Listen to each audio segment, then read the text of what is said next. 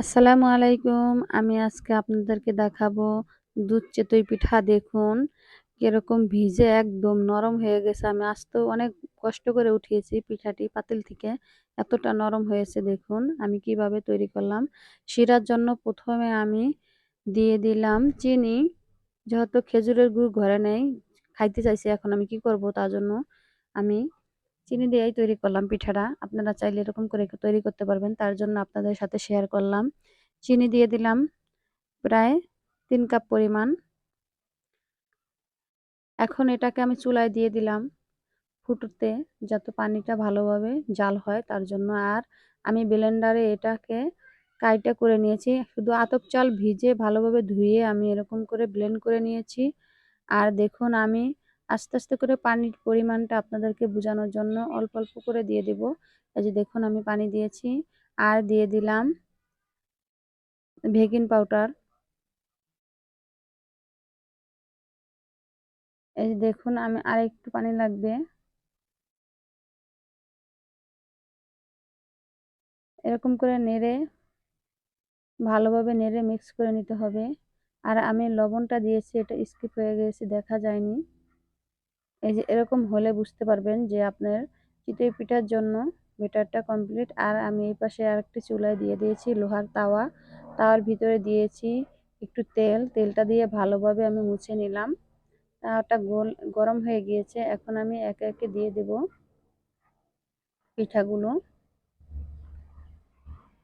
আপনারা চাইলে এরকম সহজভাবেই এই পিঠাটা বাসায় তৈরি করে খেতে পারবেন। দেখুন দেওয়া হয়ে গিয়েছে। আমি একটু অপেক্ষা করছি একটু বুট ফুটুক। এই যে দেখুন একটু বুট বুট উঠছে, কিন্তু আমি দূরের কারণে বোঝা যাচ্ছে না ভিডিওটা ভিতরে। এই যে দেখুন এক সাইডে দেখুন, খেয়াল করলে বুঝতে পারবেন। এখন আমি ঢেকে দিলাম। এই যে দেখুন হয়ে গিয়েছে, কতটা ফুলে একদম দেখুন অনেক সুন্দর হয়েছে পিঠা। আর এই পিঠাটা যদি রসে ভিজানো হয় দেখবেন এটা ডাবল হয়ে গিয়েছে। আর দেখুন আমি এটাতে ভালোভাবে উঠাতে পারছি না, তার জন্য আমি এটাকে চেঞ্জ করে অন্য একটা ছুরি নিব। এই যে দেখুন একদম টাচ করার সাথে সাথে পিঠাটা উঠে যাচ্ছে দেখুন। এই যে দেখুন এখন আমি তুলে নিচ্ছি।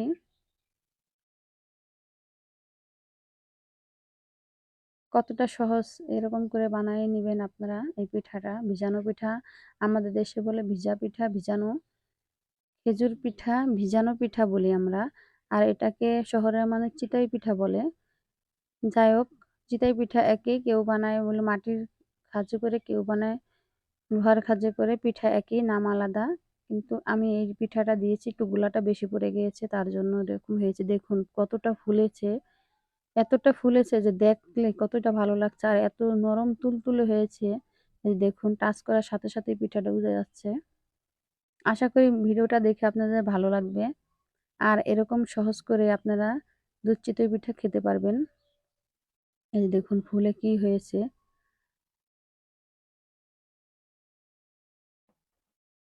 এরকম করে আমি অনেকগুলি পিঠা ভেজে নিয়েছি। এই যে দেখুন ভিতরটা কত সফট হয়েছে। এখন এই যে দেখুন এই রসটার শিরাটা কিন্তু অনেক জাল হয়েছে। আর এটা বলক আছে। এখন আমি একে একে সবগুলি পিঠা দিয়ে দিলাম। এই যে দেখুন এখনই ভিজে যাচ্ছে। ওই আমি একটা পিঠা উঠাই আপনাদেরকে দেখাবো। এখন এই দেখুন কতটা সুন্দর হয়েছে। এখনই ভিজে যাচ্ছে, পিঠা নরম হয়ে গিয়েছে। ঢেকে দিলাম। আর এই যে দেখুন আমি দুধটাকে জাল দিয়ে রেখেছি। আমি এই দুধটাকে গ্রামের বাড়ি থেকে আনছি, একদম খাঁটি গাইয়ের দুধ।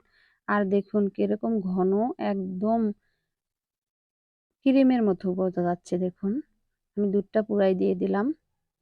একদম দুধ চিতই পিঠা। অবশ্যই খেজুরের গুড় নেই, তাহলে কি হয়েছে, আমি চিনি দিয়েই তৈরি করেছি। আপনারা চাইলে চিনি দিয়েই তৈরি করতে পারবেন। দেখুন কতটা ভিজে, পিঠাটা একদম গলে যাচ্ছে। মুখে দিলে আপনার সকাল সকাল শীতের সকালে এরকম যদি ভিজানো পিঠা কিংবা চিতই পিঠা হয়, অনেক ভালো লাগবে। আশা করি ভালো থাকবেন। আল্লাহ হাফেজ।